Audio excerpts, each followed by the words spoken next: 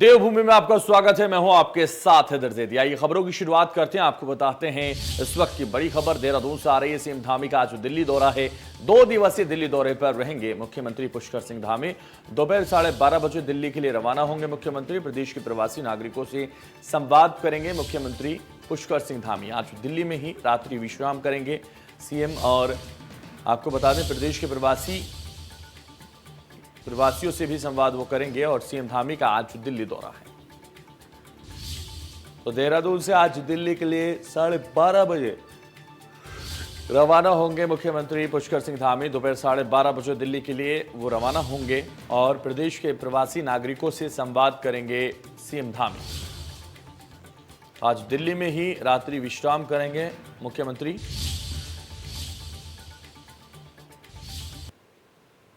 तो मुख्यमंत्री आज दिल्ली के लिए 12:30 बजे रवाना होंगे और आज दिल्ली में ही रात्रि विश्राम करेंगे मुख्यमंत्री पुष्कर सिंह धामी। दोपहर 12:30 बजे दिल्ली के लिए रवाना हो जाएंगे। प्रदेश के प्रवासी नागरिकों से भी संवाद करेंगे मुख्यमंत्री पुष्कर सिंह धामी। तो दोपहर 12:30 बजे दिल्ली के लिए रवाना होंगे मुख्यमंत्री और आज दिल्ली में ही रात्रि विश्राम भी करेंगे मुख्यमंत्री पुष्कर सिंह धामी। सीएम धामी का ये दिल्ली का दौरा है, बेहद महत्वपूर्ण दौरा, और विश्राम भी दिल्ली में ही करेंगे रात्रि। और 2 दिवसीय दिल्ली के दौरे पर रहेंगे मुख्यमंत्री पुष्कर सिंह धामी। प्रदेश के प्रवासी नागरिकों से संवाद भी करेंगे मुख्यमंत्री। और आपको बता दें इस दौरे को काफ़ी अहम इसलिए भी माना जा रहा है क्योंकि इस 2 दिवसीय दौरे के दौरान वो कई लोगों से मुलाकात कर सकते हैं, कई नेताओं से बातचीत कर सकते हैं।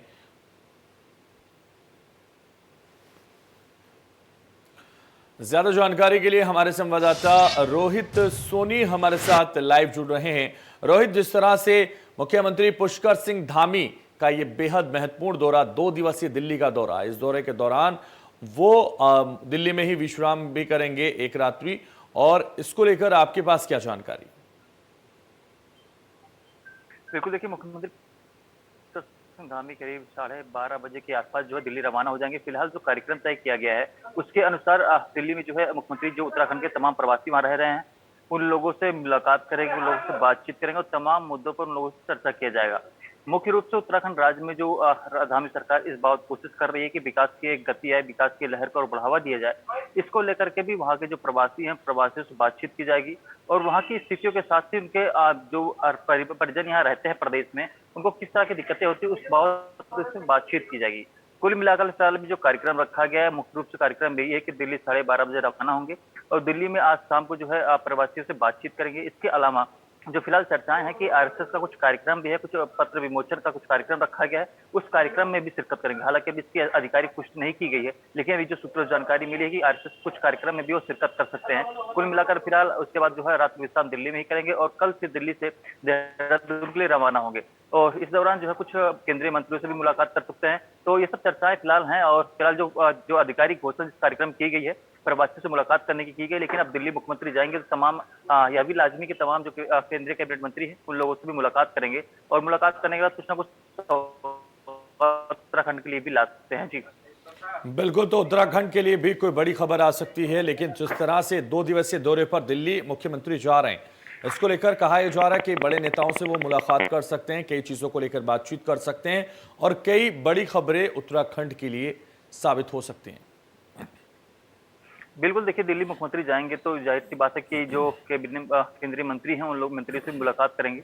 तमाम योजनाएं राज्य में संचालित हो रही हैं तो उन योजनाओं को लेकर के बातचीत की जा सकती है। इसके इतर जो अभी पेट्रोलियम जो कॉर्पोरेशन लिमिटेड है उसके साथ एमओयू भी साइन हुआ है सोलर प्लांट लगाए जाने को लेकर के। तो प्रदेश के तमाम हिस्सों में सोलर प्लांट लगाया जाना उस बाबत भी जो है केंद्रीय ऊर्जा मंत्री से बातचीत की जा सकती है। तो तमाम अभी फिलहाल योजनाएं प्रदेश में संचालित हो रही है, उसको गति दिए जाने को लेकर के भी चर्चा किया जाएगा। इसके अलावा अभी चारधाम की यात्रा भी संचालित हो रही है, तो ऐसे में मुख्यमंत्री पुष्कर सिंह धामी जो तमाम केंद्रीय मंत्रियों, प्रधानमंत्री नरेंद्र मोदी समेत गृह मंत्री को भी निमंत्रण दे सकते हैं कि वह भी केदारनाथ धाम के दर्शन करने आए या फिर चारधाम के दर्शन करने आए। तो इस बाबत भी यह दौरा काफी महत्वपूर्ण माना जा रहा है और मुख्य रूप से फिलहाल प्रवासियों को से संवाद को लेकर कार्यक्रम रखा गया है। इसके अलावा आरएसएस का भी कुछ कार्यक्रम है, पत्र विमोचन का कुछ कार्यक्रम रखा गया, उसमें शिरकत कर सकते हैं। तो कुल मिलाकर फिलहाल यही की जो चर्चाएं चल रही है कि केंद्रीय मंत्री से मुलाकात करने की भी चर्चाएं हैं, और दिल्ली जाएंगे तो जाहिर सी बात है कि वो केंद्रीय मंत्री से मुलाकात करेंगे, भाजपा संगठन के जो आलाकमान उनसे भी मुलाकात करेंगे, तो मुलाकात करने के तमाम चर्चाएं भी की जाएंगी, और उपचुनाव भी होना है, तो उपचुनाव को लेकर भी काफी अहम बातचीत हो सकती है। जी तो बिल्कुल उपचुनाव भी होना है और चंपावत सीट जीतने की भी पूरी रणनीति तैयार करनी है, तो इसलिए बातचीत कई मुद्दों पर होगी और इस दौरान कई नेताओं से मुलाकात भी होने की संभावना है। और जिस तरह से 12:30 बजे वो रवाना होंगे, कितने बजे वो दिल्ली पहुंच जाएंगे, कोई जानकारी उसको लेकर आपके पास? बिल्कुल, देखिए 12:30 बजे यहाँ से रवाना होंगे, क्योंकि जो कार्यक्रम रखा गया है, एक पूर्व डीजीपी हैं अनिल रतूड़ी, उनके पुस्तक विमोचन का कार्यक्रम रखा गया है, जो कार्यक्रम 12:30 बजे खत्म होगा। 12:30 बजे फिर यहाँ से वो सीधा जौलीगंज एयरपोर्ट के लिए रवाना होंगे। फिर वहाँ से यह भी संभावना है कि सजदारा जीटीसी से भी जो है सीधा हेलीकॉप्टर से जो है प्राइवेट रवाना होते हैं, लेकिन फिलहाल संभावना ज्यादा ही है कि जौलीगंज एयरपोर्ट से जो है निजी हेलीकॉप्टर के माध्यम से फिर वह दिल्ली रवाना होंगे। तो ऐसे में अमूमन करीब 1:30 से 2 बजे के आसपास जो है दिल्ली पहुंचने की संभावना जताई जा रही है कि 2 बजे के आसपास पहुंच जाएंगे। जी बिल्कुल, तो 2 बजे के आसपास दिल्ली वो पहुंच चुके होंगे और दिल्ली में किस किस से वो मुलाकात करेंगे, क्या क्या वो इस दौरान करेंगे, वो सब हम इंडिया न्यूज़ पर आपको दिखाएंगे, हमारे दर्शकों को दिखाएंगे। चलिए, बहुत शुक्रिया हमारे साथ जुड़ने के लिए फिलहाल, लेकिन आपसे फिर जुड़ा जाएगा, आगे भी खबरें अभी बाकी हैं। और खबरों में आगे बढ़ते हैं, आपको बताते हैं देहरादून से खबर है, जहां विधानसभा का द्वितीय सत्र होगा आहूत। 7 जून से भराड़ीसेण में होगा विधानसभा का सत्र। धामी सरकार का गैरसैंण भराड़ीसेण में पहला बजट ये होगा और इसके लिए आपको बता दें विधानसभा का द्वितीय सत्र ये आहूत होने जा रहा है। गैरसैंण में ही डाले जा सकते हैं वोट। बजट सत्र को लेकर राजभवन की मंजूरी मिलना अभी बाकी है, ये अभी बाकी है और राज्यसभा के लिए गैरसैंण में ही डाले जा सकते हैं वोट। तो बजट सत्र को लेकर राजभवन की मंजूरी मिलना अभी बाकी है और ये सबसे ज्यादा जरूरी है। तो देहरादून में विधानसभा का द्वितीय सत्र आहूत होने जा रहा है। 7 जून से भराड़ीसेण में होगा विधानसभा का सत्र। गैरसैंण में धामी सरकार का भराड़ीसेण में पहला बजट ये होगा। राज्यसभा के लिए गैरसैंण में ही डाले जा सकते हैं वोट, ये भी चर्चा लगातार हो रही। विधानसभा का द्वितीय सत्र 7 जून से भराड़ीसेण में होगा विधानसभा का सत्र। ज्यादा जानकारी के लिए लगातार रोहित सोनी हमारे साथ बने हुए हैं, हमारे संवाददाता। रोहित, जिस तरह से यह पहला बजट सत्र ऐसा होगा जो भराड़ीसेण के गैरसैंण में होगा, इसको लेकर चर्चाएं लगातार जारी हैं। राज्यसभा के लिए भी वोटिंग वहां हो सकती है, ये भी खबर आ रही है। क्या जानकारी उसको लेकर आपके पास? बिल्कुल, देखिए धामी सरकार का जो बजट सत्र होने जा रहा है वह फिलहाल गैरसैंण में आयोजित की जा रही है, क्योंकि मुख्य रूप से इससे पहले भी गैरसैंण में तमाम बजट सत्र आउट हो गए हैं। लेकिन मुख्यमंत्री पुष्कर सिंह धामी की कार्यकाल के दौरान जो यह पहला पूर्णकाल बजट पेश होने जा रहा है और पहला बजट जो है गैरसैंण में होने जा रहा है। मुख्य रूप से बात करें तो इससे पहले अल्पकालिक बजट पेश किया जा चुका था, तो ऐसे में अब करीब 9 महीने का जो बजट है वह पूर्णकालिक बजट जो है अब गैरसैंण में पेश किया जाएगा। और इसमें मुख्य रूप से देखें तो फिलहाल चर्चा इस बात की भी है, क्योंकि गैरसैंण में अगर आहूत होता है बजट और इसकी अधिसूचना भी यानी कि शासन के स्तर से जारी कर दी गई है कि 7 जून से गैरसैंण में आयोजित होगी और उसी दौरान 10 तारीख को जो राज्यसभा के जो है मतदान भी होना, तो ऐसे में चर्चा है कि वहीं पे यानी गैरसैंण में जो है राज्यसभा के लिए मतदान भी कराया जाएगा। तो कुल मिलाकर अभी फिलहाल चर्चाएं हैं, लेकिन कि बजट सत्र होगा तो अगले कुछ दिनों के लिए बजट सत्र होगा और 7 जून से शुरू होगा, तो अगले करीब 4 से 5 दिन के दौरान करीब बजट सत्र होने की संभावना जताई गई है। इससे ज्यादा भी हो सकता है, क्योंकि अमूमन तौर पर किसी भी राज्य सरकार का जब पूर्णकाल बजट पेश होता है तो वह करीब 10 से 15 दिन का होता है। लेकिन इससे पहले भी अगर उत्तराखंड में बात करें तो 6-7 दिन तक लगातार चलती रही है। बजट सत्र के दौरान कार्यकाल जो रहा है 6-7 दिन का रहा है, उसके बाद से फिर अनिश्चितकाल के लिए स्थगित कर दी गई है। तो ऐसे में फिलहाल भी संभावना है कि कितने दिन चलेगी, तो अमूमन जो चर्चाएं चल रही हैं कि 6-7 दिन का यह बजट सत्र रहने वाला है और इसी बीच में राज्यसभा का भी जो है मतदान होना है। तो राज्यसभा के लिए मतदान भी भराड़ीसेण यानी कि विधानसभा परिसर में कहीं एक कक्ष में कराया जा सकता है। तो इसको लेकर के भी लगातार शासन स्तर पर तैयारियां जोरों शोरों से चल रही हैं। हालांकि अभी जो विधानसभा अध्यक्ष हैं रितु खंडूरी, उनका साफ तौर पर कहना है कि इसकी आधिकारिक घोषणा नहीं की गई है। हालांकि शासन के स्तर से जारी हो गया है पत्र, वह फिर पत्र जारी होने के बाद अब उस कैबिनेट में मुहर लगाई जाएगी। कैबिनेट के बाद फिर उस प्रस्ताव को जो राजभवन भेजा जाएगा, राजभवन पे सहमति होने के बाद जो इसकी आधिकारिक घोषणा कर दी जाएगी। फिलहाल जो 7 जून से भराड़ीसेण में बजट सत्र होना है, उसकी जो आधिकारिक घोषणा भी कर सकते हैं कि शासन स्तर पर कर दी गई है और मुख्य रूप से करने की वजह यही होती है ताकि जो संबंधित विभाग है वो सभी विभाग अपनी तैयारियां अभी से मुकम्मल कर ले, क्योंकि समय कम बचा है और 7 जून से बजट सत्र पेश होना है। तो ऐसे में जो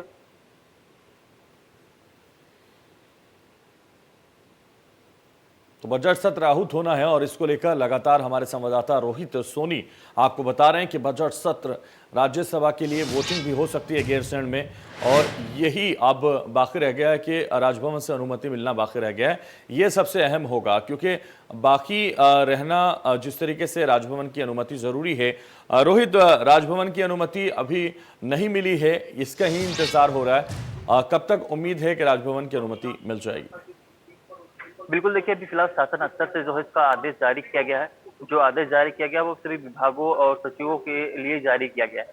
तो इससे अनुमान हम लोग लगा सकते हैं कि 7 जून से ही जो है बजट सत्र होने जा रहा है, यही वजह कि शासन ने जारी किया है। लेकिन यह जो प्रस्ताव होगा वह प्रस्ताव इससे पहले यानी कि 7 जून से पहले कैबिनेट की बैठक होगी। उस बैठक में इस प्रस्ताव को लाया जाएगा कि हम सत्र आहूत कर रहे हैं। उसमें फिर मंत्रिमंडल अपनी मुहर लगाएगा। मंत्रिमंडल के मुहर लगाए जाने के बाद जो प्रस्ताव है वह प्रस्ताव फिर राजभवन भेजा जाएगा राज्यपाल के अनुमोदन के लिए। फिर राजभवन से अनुमोदन होने के जब फाइल वापस आएगी तो उसके बाद जो है उसकी आधिकारिक घोषणा कर दी जाएगी और फिर विधानसभा के सचिव की ओर से भी इस बाबत एक आदेश जारी कर दिया जाएगा कि सत्र की आहुति के लिए स्वीकृति राज्यपाल से मिल गई है, लिहाजा इस वक्त इस दिन यानी 7 जून से जो है विधानसभा सत्र का आहूत होने जा रहा है। तो इसको लेकर के एक प्रक्रिया होती है जो ऑफिशियल कह सकते हैं आधिकारिक घोषणा, एक परंपरा भी है और एक तरह से प्रक्रिया जो है महत्वपूर्ण प्रक्रिया भी रहती है क्योंकि राज्यपाल काफी अहम ओहदा भी होता है और राज्य के पहले नागरिक भी हैं। तो यही वजह की उनसे सहमति लेना काफी अनिवार्य होता है और उन्हें सहमति के लिए बिल्कुल, तो राजभवन की अनुमति यानी राज्यपाल की अनुमति बेहद जरूरी है और यह अनुमति के लिए प्रक्रिया जारी है, अनुमति ली जाएगी, उसके बाद ही इसको हरी झंडी मिल पाएगी। चलिए, बहुत शुक्रिया हमारे साथ जुड़ने के लिए, तमाम जानकारी हम तक पहुंचाने के लिए रोहित।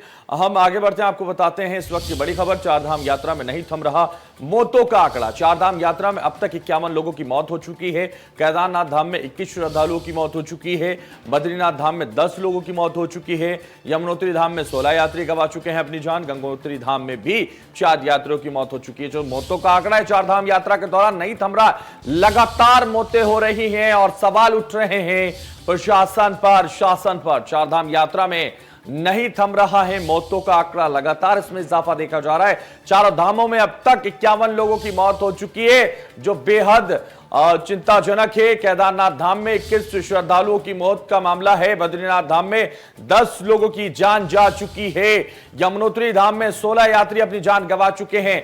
तो क्या ये पहले से ही बीमार लोग थे? क्या अवेयरनेस की कमी है या फिर श्रद्धा में डूबकर ये अपनी तबीयत, अपने स्वास्थ्य को नहीं देख रहे, सीधे चारधाम यात्रा में शामिल हो रहे हैं और अपनी जान गंवा रहे हैं? क्योंकि लंबा सफर उनको तय करना पड़ रहा है तो ज्यादा दिक्कतें हो रही हैं, सांस फूलने में दिक्कत हो रही है और उसी वजह से ज्यादा बीमार लोग जो पहले से जिनको डिसीज हैं वो कहीं ना कहीं उनको नुकसान पहुंचा रहे हैं और यही वजह है कि मौतों का आंकड़ा नहीं थम रहा। लेकिन लगातार प्रशासन कह रहा है कि पंजीकरण कराओ, पूरी जांच कराओ, अगर बीमार हो तो मत आओ क्योंकि चारधाम यात्रा में दिक्कतों का सामना करना पड़ सकता है। और इसी वजह से 51 लोगों की मौत अभी तक चारधाम यात्रा में हो चुकी है, जिसमें पीएमओ ने भी जवाब तलब राज्य सरकार से किया था और यह कहा था कि व्यवस्था को देखना जिम्मेदारी है सरकार की। तो यमुनोत्री धाम में 16 यात्री अब तक अपनी जान गंवा चुके हैं। केदारनाथ धाम में 21 श्रद्धालुओं की मौत हुई है।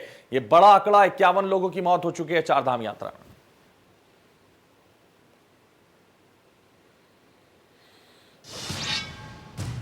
खटीमा में एसडीएम के निर्देश पर प्रशासन ने भारी पुलिस बल की मौजूदगी में पूरा नोगवा ठग्गू गांव में सरकारी तालाब पर अतिक्रमण कर बनाए गए 5 मकान, दुकानों को ध्वस्त कर दिया। इस दौरान पीड़ित परिवार के लोग रोते हुए, बिलखते हुए नजर आए, लेकिन बुलडोजर मकान तोड़ता रहा। और वहीं अतिक्रमण के खिलाफ कार्रवाई के दौरान प्रशासन और ग्रामीणों के बीच खूब नोकझोंक भी हुई। प्रशासन की इस ध्वस्तीकरण की कार्रवाई से कई परिवार बेघर हो गए, खुले आसमान के नीचे रहने को मजबूर हो गए हैं। मामले में एसडीएम ने कहा कि हाईकोर्ट के आदेश है कि सरकारी तालाबों से अतिक्रमण हटाया जाए, इसलिए हटाया जा रहा है। तस्वीरें आप देखिए, एसडीएम के निर्देश पर प्रशासन ने कार्रवाई की और उन्होंने कहा कि हाईकोर्ट का यह आदेश है कि अतिक्रमण तालाबों से हटाया जाए, इसलिए हटाया जा रहा है। पक्की दुकानें ये हैं जो तोड़ी गई हैं, 5 मकान और दुकानों को ध्वस्त कर दिया गया। उसके बाद जो इसमें रह रहे लोग थे वो पूरी तरह से रोते हुए, बिलखते हुए नजर आए और अब खुले आसमान के नीचे जीने को मजबूर हैं। देख सकते हैं तस्वीरें, कई बार तो ऐसा लगता है कि वाकई इनके साथ कुछ गलत हो रहा है, लेकिन चूंकि नियम है और प्रशासन को इस पर पूरी तरह से इंप्लीमेंट करना है और जो तालाब है उन्हें अतिक्रमण मुक्त कराना है, तो इसलिए यह कार्रवाई की जा रही है। गुम में है जो तालाब सरकारी हमारे तालाब है, उसमें कई लोगों ने अतिक्रमण करके कोई पक्के मकान नहीं बना दिए थे। पूर्व में हमने सिर्फ जो टेम्प्रेरी झाले कहते हैं जिनको, उनको तोड़ा था। उनको विधिवत नोटिस 2 तारीख को सर्व हो चुका है और 18 दिन बाद आज हम पक्के मकान को भी तोड़ने की कार्रवाई की है। इस वक्त की बड़ी खबर आपको बताते हैं। बीजेपी विधायक किशोर उपाध्याय ने स्पीकर को पत्र लिखा। आवास के संबंध में विधानसभा अध्यक्ष से की मांग। देहरादून में नहीं, मुझे टिहरी में दिया जाए आवास। टिहरी है मेरे विधानसभा और कर्मस्थली। देहरादून की जगह मेरे विधानसभा क्षेत्र में ही दिया जाए मुझे आवास। तो टिहरी में मेरी विधानसभा है और कर्मस्थली भी है, इसलिए उन्होंने सौरभ लगातार देहरादून की जगह विधानसभा में अपना क्षेत्र में घर मांगा है, अपना आवास मांगा है। और बीजेपी विधायक हैं किशोर उपाध्याय, जिन्होंने स्पीकर को पत्र लिखकर अपने विधानसभा क्षेत्र में आवास के संबंध में विधानसभा क्षेत्र के लिए विधानसभा अध्यक्ष को पत्र लिखा। और देहरादून में नहीं, मुझे टिहरी में दिया जाए आवास। टिहरी है मेरे विधानसभा और कर्मस्थली, ये कहा। प्रदेश के कौशल विकास मंत्री सौरभ बहुगुणा ने विधानसभा में कौशल विकास और सेवा योजन विभाग के अधिकारियों सहित कई अधिकारियों के साथ बैठक की। बैठक में मंत्री ने कहा, सेवा योजन विभाग को आउटसोर्सेज एजेंसी उत्तराखंड रूप में विकसित किया जाएगा। आपको बता दें, सेवा योजन विभाग के पास 23 कार्यालय और लगभग 8.5 लाख लोग पंजीकृत हैं। तो 23 कार्यालय और लगभग 8.5 लाख लोग पंजीकृत होना एक बड़ी बात है। मंत्री सौरभ बहुगुणा ने बैठक ली, सेवा योजन को आउटसोर्सेस करने के लिए कहा। और मंत्री सौरभ बहुगुणा ने सेवा योजन को आउटसोर्सेस एजेंसी के रूप में विकसित करने की बात कही है। मंत्री सौरभ बहुगुणा ने अधिकारियों के साथ ये बैठक की। तस्वीरें उनके बैठक की हम दिखा रहे हैं। 23 कार्यालय और लगभग 8.5 लाख लोग जो हैं पंजीकृत हैं। सेवा योजन को आउटसोर्सेज एजेंसी के रूप में विकसित किया जाए, ये सौरभ बहुगुणा ने कहा। आज एक विभागीय हमने मीटिंग ली है, जिसमें कि हमने एम्प्लॉयमेंट एक्सचेंज के सारे अधिकारियों को बुलाया था, हमारे कार्मिक और हमारे लीगल सेक्शन के सारे लोग आए थे। कोशिश यही करी है कि जो हमारा एम्प्लॉयमेंट एक्सचेंज है उसको वापस आउटसोर्सिंग एजेंसी उत्तराखंड में बनाया जाए। 23 हमारे पास कार्यरत कार्यालय हैं, हमारे पास 8.5 लाख लोग पंजीकृत हैं और हम उपनल और पीआरडी के माध्यम से लोगों को आउटसोर्सिंग पे ले रहे हैं, जबकि आउटसोर्सिंग एजेंसी एम्प्लॉयमेंट एक्सचेंज पहले थी। तो मेरा बस इतना ही, सारे अधिकारियों को बुला के आज एक विचार विमर्श किया है और माननीय मुख्यमंत्री जी के समक्ष ये प्रपोजल रखेंगे कि एम्प्लॉयमेंट एक्सचेंज को भी आउटसोर्सिंग। उत्तराखंड में आम आदमी पार्टी के सबसे बड़े चेहरे रहे कर्नल अजय कोठियाल ने पार्टी से किनारा कर लिया, जिसके बाद सियासी गलियारों में इस बात की कयासबाजी लगने लगी कि कर्नल अजय कोठियाल और उनकी टीम का अगला कदम क्या होगा। वहीं सियासी गलियारों में चर्चाएं तेज हो चुकी हैं कि जल्द ही कर्नल कोठियाल भी भगवाधारी हो सकते हैं, यानी कि बीजेपी में शामिल हो सकते हैं। तो कर्नल कोठियाल का अगला कदम क्या होगा, सबकी नजरें अब इसी पर होंगी, क्योंकि कर्नल अजय कोठियाल ने जिस तरह से आम आदमी पार्टी का चेहरा बनकर चुनाव लड़ा और जो प्रदर्शन रहा वो भी सबने देखा उत्तराखंड में। लेकिन अब अगला कदम क्या होगा, सबकी नजरें उस पर हैं। और साफ तौर पर यह कहा जा रहा है कि उत्तराखंड में अब कर्नल अजय कोठियाल भी भगवाधारी हो सकते हैं, यानी भारतीय जनता पार्टी में शामिल हो सकते हैं। लेकिन क्या ये सच है, क्या ये जो लगातार कहा जा रहा है इसमें कितना दम है, इस पर लगातार हमारी नजरें रहेंगी और इंडिया न्यूज हर एक पड़ताल तक आपको पहुंचाएगा, हर एक सच्चाई को से आपको रूबरू कराएगा। लेकिन सियासी गलियारों में फिलहाल ये चर्चाएं तेज हो रही हैं कि भगवाधारी हो सकते हैं कर्नल अजय कोठियाल। सीएम के विशेष प्रमुख सचिव अभिनव कुमार हल्द्वानी पहुंचे। इस दौरान उन्होंने गोलापार स्थित अंतर्राष्ट्रीय स्टेडियम और स्पोर्ट्स कॉम्प्लेक्स का निरीक्षण किया। मौके पर प्रमुख सचिव ने खेल विभाग के अधिकारियों को स्टेडियम निर्माण में छूटे हुए कार्यों को पूरा करने के निर्देश दे दिए। उन्होंने अधिकारियों को अगले 6 महीने के भीतर अंतर्राष्ट्रीय स्टेडियम के अधूरे पड़े कार्यों को पूरा करने और उसके संचालन की रूपरेखा तैयार करने को कहा है। मौके पर उन्होंने कहा कि हल्द्वानी में यह स्टेडियम और स्पोर्ट्स कॉम्प्लेक्स कुमाऊं भर के युवा खिलाड़ियों के लिए वरदान साबित होगा। हल्द्वानी का अंतर्राष्ट्रीय स्टेडियम और स्पोर्ट्स कॉम्प्लेक्स करीब 150 करोड़ रुपए की लागत से तैयार किया जा रहा है।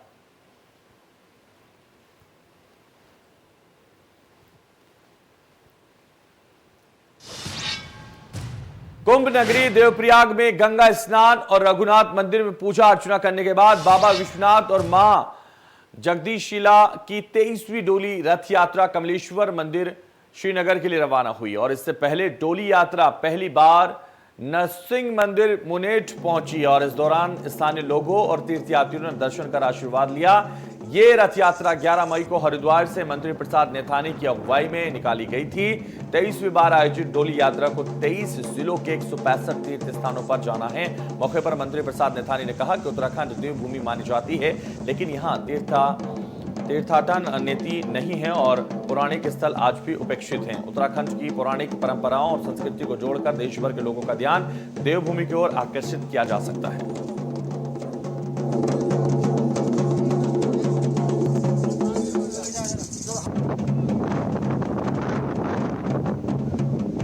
जगदीशिला डोली इस वर्ष 23वें साल में पूरे उत्तराखंड के भ्रमण पर जा रही है और ये 30 दिन की यात्रा है। इस समय डोली ने पूरे उत्तराखंड में 165 नए स्थानों पे जाना है ताकि जो 1000 धाम स्थापन की जो बाबा विश्वनाथ जगदीशिला का संकल्प है वो पूरा हो सके। विगत 20 वर्षों में जो डोली ने भ्रमण किया 141 स्थान पर गई और इस बार 165 स्थानों पर जाएगी। तीर्थाटन प्रदेश हमारा बने, उत्तराखंड देवभूमि है, देवभूमि का जो स्वरूप है वो साकार हो सके, इस डोली का ये मुख्य उद्देश्य है और विश्व में शांति हो सके, हमारी देव संस्कृति जिंदा रहे और जो हमारे 4 धाम हैं इसके साथ साथ 1000 धाम उत्तराखंड में स्थापित हों, इस यात्रा का उद्देश्य है।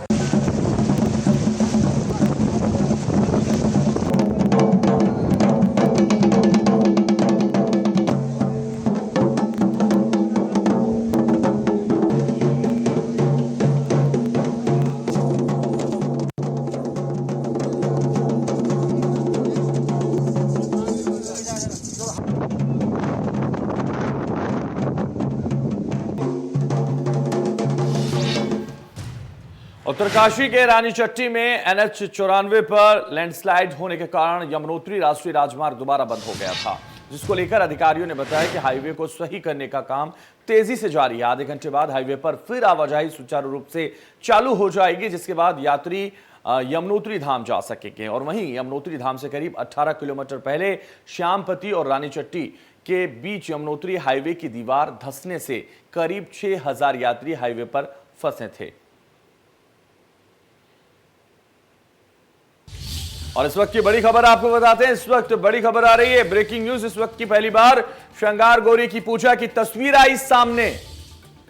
श्रृंगार गौरी की पूजा का वीडियो वायरल हुआ है। इस वक्त की यह बड़ी खबर, साल में एक दिन पूजा की इजाजत होती है। तो 5 अप्रैल को चैत्र नवरात्र पर हुई थी पूजा।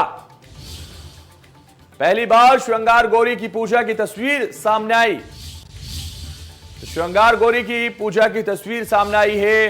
पहली बार श्रृंगार गौरी की पूजा की तस्वीर सामने आई है। इस वक्त की यह बड़ी खबर, श्रृंगार गौरी की पूजा का वीडियो आप देखिए, किस तरह से पूजा अर्चना की जा रही है श्रृंगार गौरी की। साल में एक दिन पूजा की इजाजत होती है और इसीलिए यह वीडियो अब वायरल हो रहा है। 5 अप्रैल को चैत्र नवरात्र पर हुई थी पूजा। पहली बार श्रृंगार गौरी की पूजा की तस्वीर इंडिया न्यूज पर देखिए आप। तो इंडिया न्यूज पर पहली बार ये तस्वीर, पहली बार श्रृंगार गौरी की पूजा की तस्वीर हम आपको दिखा रहे हैं। वीडियो सामने आया है, श्रृंगार गौरी की पूजा का वीडियो वायरल हो रहा है। साल में एक दिन पूजा की इजाजत होती है।